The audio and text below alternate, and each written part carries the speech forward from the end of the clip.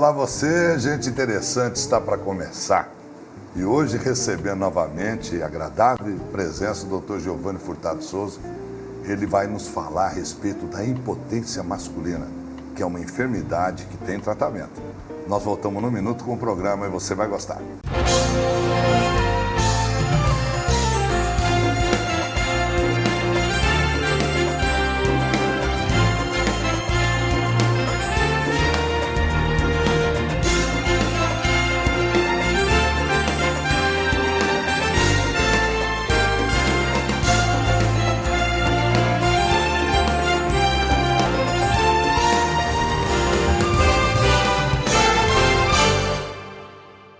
Bem, gente interessante, está começando. E há alguns meses nós fizemos alguns programas na prevenção do diabetes, do tratamento, inclusive a gente sempre alertando a respeito dos efeitos devastadores do diabetes. E um dos efeitos é a insensibilidade, perda de vascularização dos extremos, que as pessoas acabam amputando órgãos. E uma das coisas que nos chamou a atenção foi a impotência masculina. E hoje há um tratamento específico para isso, a saúde se volta para chamar a atenção disso, porque isso é uma enfermidade masculina que tem tratamento. E nós simplesmente interrompemos por causa da pandemia, da coronavírus e do Covid-19. E o doutor Giovanni também esteve aqui nos ajudando, ele como representante da Associação Paulista de Medicina. Ele é mestre, professor de medicina e urologista já há muitos anos tratando da impotência masculina. Obrigado mais uma vez, doutor Giovanni. Obrigado, doutor Elias, pelo convite. É sempre muito bom estar aqui com você e com os teus telespectadores do Gente Interessante. Engraçado, a gente falava sobre a disfunção, que era um tabu, né? Sempre foi um tabu falar de disfunção. Os amigos que possuem disfunção ou parte disfuncional apenas, ou experimentam alguma coisa em termos de disfunção, ele às vezes omite. Hoje não, hoje os homens já estão mais abertos, estão encarando isso até com uma certa naturalidade. A disfunção erétil é um problema de saúde masculina? Com certeza, Elias. Assim, a disfunção erétil é realmente um tabu. Até o final da década de 90, pouco se falava. Quem tinha o problema, algum grau de impotência, ficava acuado em casa, introvertido, não procurava tratamento médico. Isso gerava alguns problemas familiares, problemas do trabalho, mas hoje tem tratamento, hoje tem um diagnóstico preciso, hoje dá para a gente melhorar isso, a qualidade de vida do paciente. É uma enfermidade, não é nada assim como uma perfumaria, algo do ponto de vista só, alguns vejam só do ponto de vista sexual. É algo que traz um transtorno para a pessoa, tanto psíquico, tanto para a tua família, para os teus filhos, produtividade no trabalho. Isso já está bem definido e bem comprovado no meio científico. A Organização Mundial de Saúde diz que 32% dos homens experimentam algum grau de impotência e dividem isso em dois grandes quadros, né? Problemas físicos e problemas psicológicos. Vamos dividir, vamos falar primeiro dos psicológicos, que são mais fáceis, depois talvez mais difícil para tratar, porém, né? E depois nós falamos dos físicos. O que o problema psicológico afeta na impotência do homem ou diretamente com isso? O mecanismo da ereção ou do pênis ficar duro, tudo vai se iniciar a partir do momento que o homem tem vê a parceira sexual, o parceiro sexual dele, é um estímulo sexual, isso vai liberar algumas substâncias no cérebro, no córtex cerebral, que agindo no pênis, isso promove a ereção. Bom, a partir do momento que ele tem qualquer distúrbio psicológico, ou seja, muita ansiedade ou ele tenha quadros depressivos, ele pode afetar esse estímulo inicial e isso provocar que o pênis não fique duro. Rígido. Por exemplo, os quadros depressivos, que a gente pode agora no pós-pandemia, está tendo muito mais frequente na população como um todo, pode ser causa de 90% dos pacientes têm um quadro depressivo associado, ou seja, 90% dos pacientes com depressão vai desenvolver um certo grau de disfunção erétil, que pode ser transitória, muitas vezes. Se ele procurar uma ajuda, um tratamento, isso pode resolver e ser só uma parte da época da vida dele. E como que a pessoa experimenta, se ela está tendo um problema conjugal, relacionamento conjugal, de desinteresse sexual, ou é um problema físico? Até onde ele consegue identificar? Ou já no primeiro sinal ele deve procurar um médico? Aí, dos problemas psicogênicos ainda, é esse também o quadro depressivo próprio do paciente, mas também de relacionamento. Então, se ele tem um relacionamento que não anda muito bem por outros motivos com a parceira sexual dele, isso vai desencadear também, pode desencadear um quadro de disfunção erétil. O que a gente vai precisar diferenciar, que pode ser um problema psicogênico realmente, como nós estamos dizendo, ou pode cair naquelas outras causas orgânicas que você acabou de dizer no início, naquela outra subdivisão. Então, aquele paciente que também tem uma alteração hormonal, que cai nas causas orgânicas, vai levar a uma diminuição do interesse sexual Independente da idade. Independente da idade e se ele tem um bom relacionamento ou não com a parceira dele. Então, o paciente, e os sintomas são muito parecidos, é bom a gente tocar, os sintomas da depressão, todo mundo já conhece, o cara quer ficar quieto, amuado num caso, eu brinco com os pacientes mais velhos, parece aquele gato de armazém, quer ficar lá num canto, só no controle da televisão, não quer sair para uma pescaria, não quer ir para um esporte que ele está acostumado a fazer, não quer nem com os amigos no boteco. Isso são alguns dos sintomas que ele está com a testosterona baixa. Além disso, ele vai ter baixo desejo sexual, ou seja, o libido dele está lá embaixo. Ele vai ter relação quando a esposa cutuca muito ele vai lá até ter uma certa ereção, uma ereção parcial, mas ele consegue, mas ele não procura a esposa. Isso é um sinal. Pode ser depressão ou pode ser alteração hormonal. Certo. E essa alteração hormonal também essa é mais fácil de tratar, como você disse no começo, do que a psicogênica, porque é um simples exame de sangue disponível em todas as unidades de saúde, seja suplementar ou básica de saúde pelo SUS. Vai dosar esse exame, essa testosterona, se estiver baixa, a reposição existe algumas formas de fazer e vai melhorar muito esse paciente. Você sabe que teve a mão inversa, né? Um amigo, comentando muito amigo, ele falou assim, Elias, eu estava assim, tão desanimado sexualmente, minha esposa até me olhava, e eu procurei um médico e descobri que eu estava diabético. Eu estava extremamente diabético e eu não tinha me atentado para isso. Então isso me alerta o seguinte, algumas enfermidades levam à impotência, ou a impotência é o resultado de algumas enfermidades? É mais provável, algumas enfermidades levam à impotência.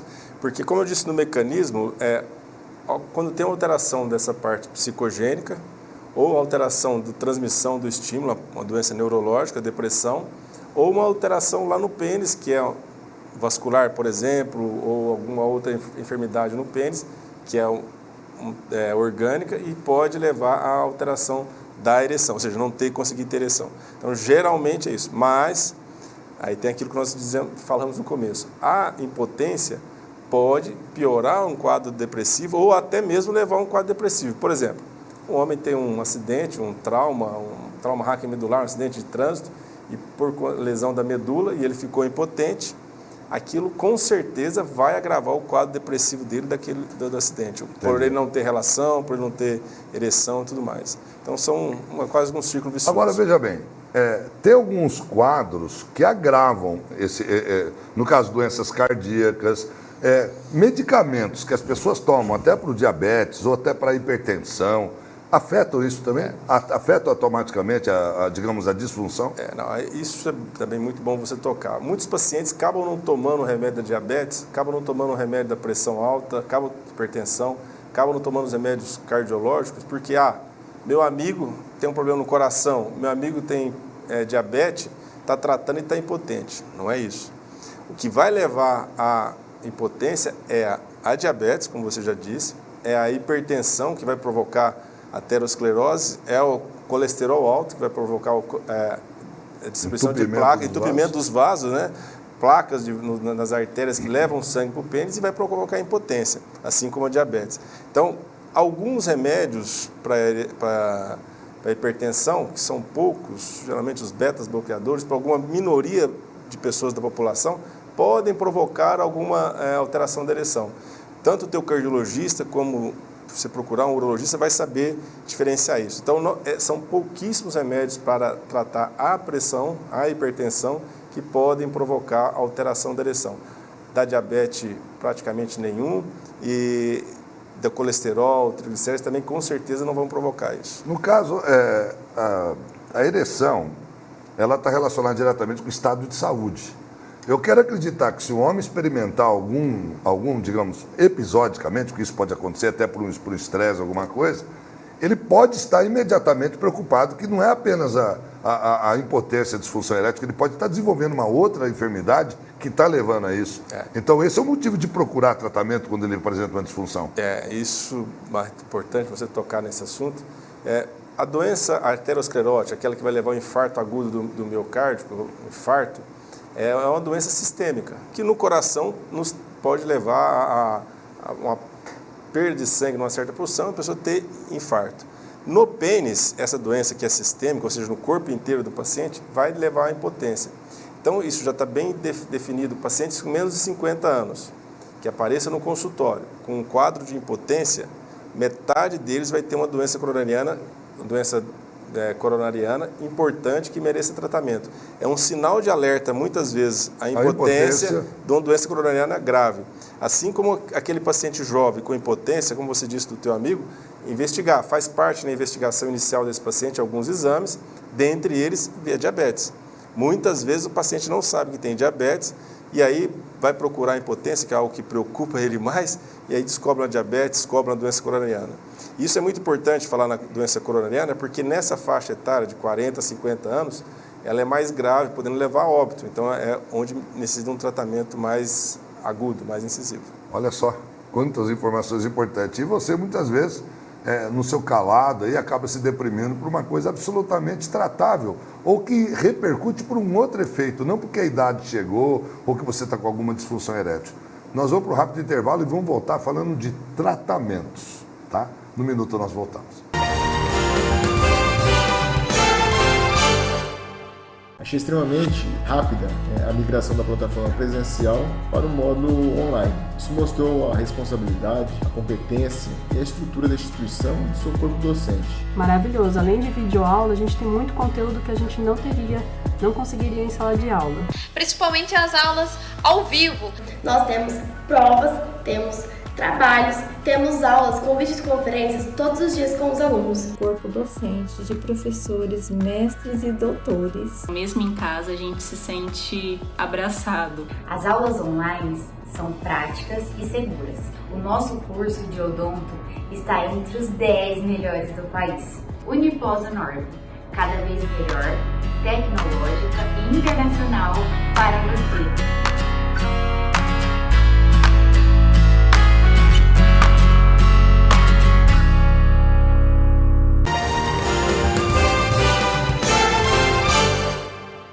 Nós estamos de volta hoje com o Dr. Giovanni Furtado Souza, ele é especialista em urologia, mestre, professor universitário. Estamos falando da impotência masculina e das enfermidades associadas com essa enfermidade, com esse estado de saúde masculino. E nós, no primeiro quadro, nós falamos a respeito das causas e como se diagnostica.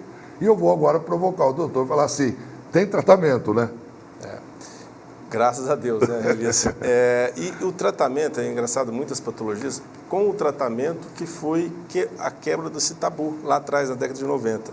Porque até então não tinha um tratamento, a medicina não tinha um tratamento eficaz. A partir da descoberta do primeiro remédio, que é o Sildenafil, que é o azulzinho, lá na década de 90, fim da década de 90, isso trouxe esperança para os nossos pacientes, para os pacientes, e para o meio científico descobrir novas formas. Nessa época foi entendido como funciona a ereção, aquilo que a gente comentou no início do programa. Então existe o tratamento, inicialmente aquele paciente, lógico, tratar a diabetes, compensar a pressão arterial, ter um hábito de vida saudável, isso sempre vai ajudar.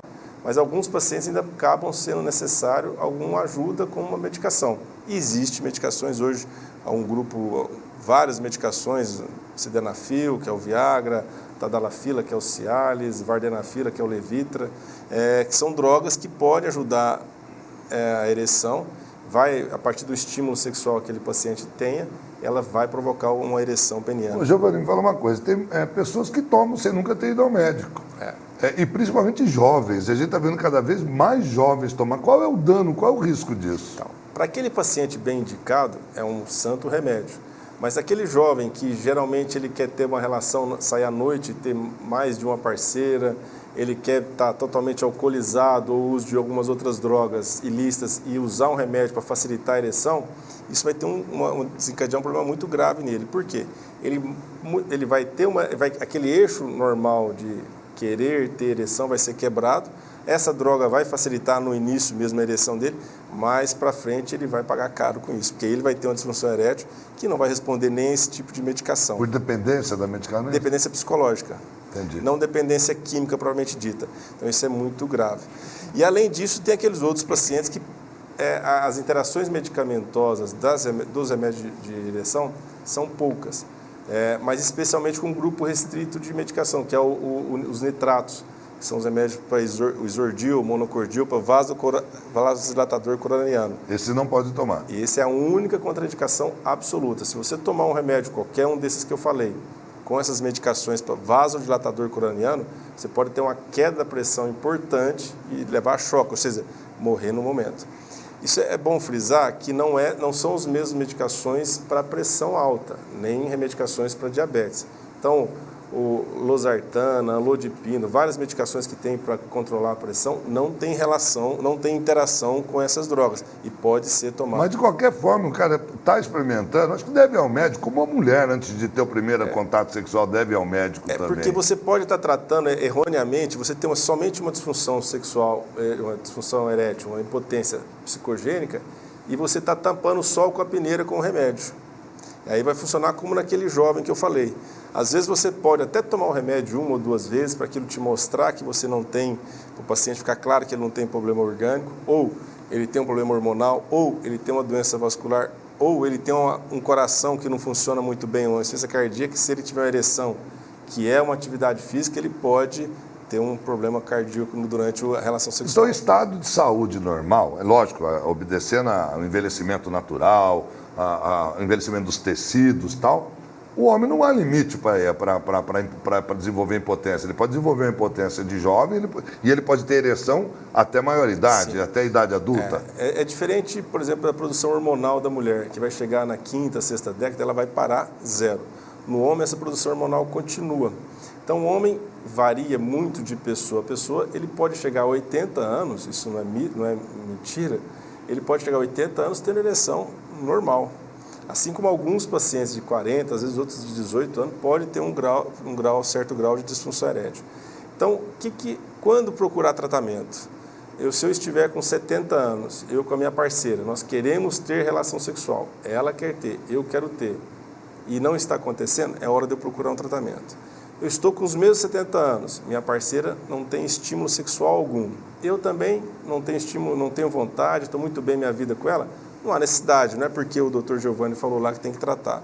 Depende muito do casal, Mas vale a pena saber se a impotência é de outras doenças ou não. Lógico, que aí ele pode descobrir, como a gente já disse, outras causas que são graves, né, que têm que ser tratadas. A gente sabe que hoje não se acostumar que é uma doença de velho, não existe como isso. Se fosse normal. Como se fosse normal, não é? A gente está acostumado a ver que a evolução cirúrgica, robótica e tudo está cada vez melhor, mas nós estamos experimentando algumas situações de câncer avançado, de próstata, e que são necessários fazer além da cirurgia, ajudar de alguma forma. Hoje as próteses resolveram isso, doutor Giovanni? Nós não falamos das cirurgias, mas assim, existe uma cirurgia para câncer de próstata que pode levar à impotência. É como se Qual seria a diferença de uma ou outra? É que nas cirurgias, por exemplo, o paciente, por isso que quanto mais cedo você procurar o tratamento do seu câncer de próstata e o tratamento ser feito da forma correta, vai ser preservado uns nervos que correm do lado da próstata. Se você posterga, deixa para mais tarde tratar esse câncer de próstata, esses nervos o médico não vai poder preservá-los. E aí o risco de impotência é grande. Para esses pacientes, às vezes a medicação não vai resolver. Aí nós temos o tratamento de segunda linha, que é o vácuo, que é muito pouco utilizado no nosso meio, e as injeções. Uma injeção que a pessoa vai aplicar no pênis, mais ou menos uns 15 minutos antes da relação sexual. É uma medicação combinada que ele vai aplicar e aí esse paciente vai ter, aqui eu estou com como se fosse um modelo peniano, e vai ter uma ereção satisfatória. Mesmo assim, algum desses pacientes não vai resolver, mesmo com a medicação. Mesmo com a injeção. Mesmo com a injeção. E aí, passa-se para a prótese peniana. Então, esse talvez seria o primeiro teste que vocês médicos fazem. Isso é um teste médico. Isso, é um teste e se der certo, o paciente pode usar na casa dele. Certo. Nem todos se adaptam a isso, né, Elias? Assim, a gente cresce de molequinha, tomar injeção na testa, né? Imagina tomar no pênis, é um negócio... Alguns pacientes aderem a uma quantidade pequena de pacientes, mas alguns aderem e tudo bem, não tem contraindicação. Aqueles que não aderirem a esse tipo de medicação, aí é a prótese, como você disse. Certo. E aí nós temos basicamente 2 tipos de próteses, né? Tem essa prótese que é uma prótese semi-rígida, que na verdade aqui está com uma, mas são 2 próteses que são colocadas, é uma cirurgia que é colocada ocupando essa parte vermelha, que é o corpo cavernoso do pênis, Isso vai promover a ereção.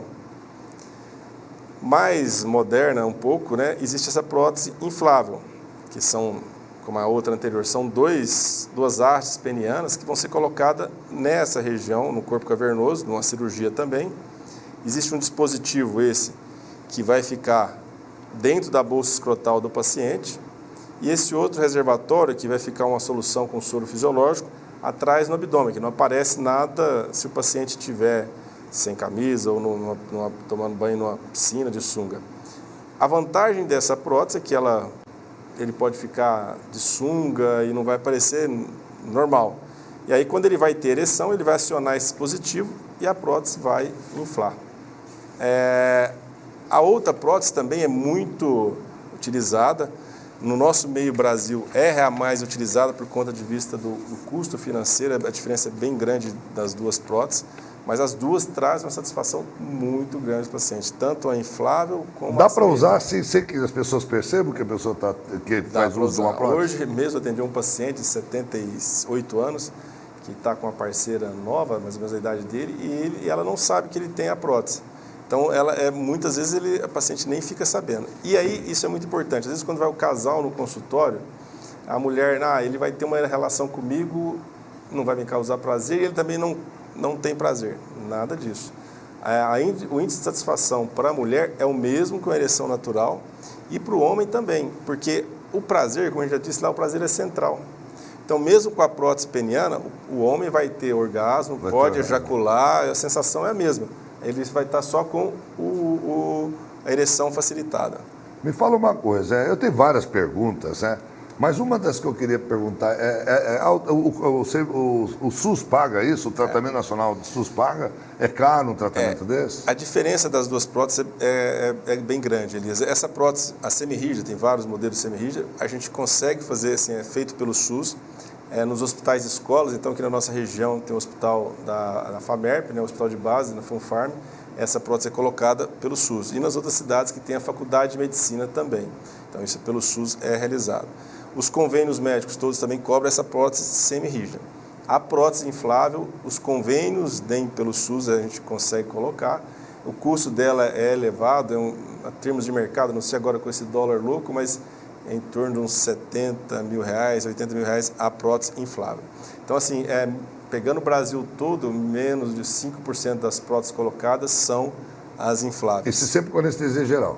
Não, nenhuma anestesia geral. Com hack, anestesia, dependendo do horário que for a cirurgia, o paciente pode ir embora no mesmo dia ou na manhã seguinte.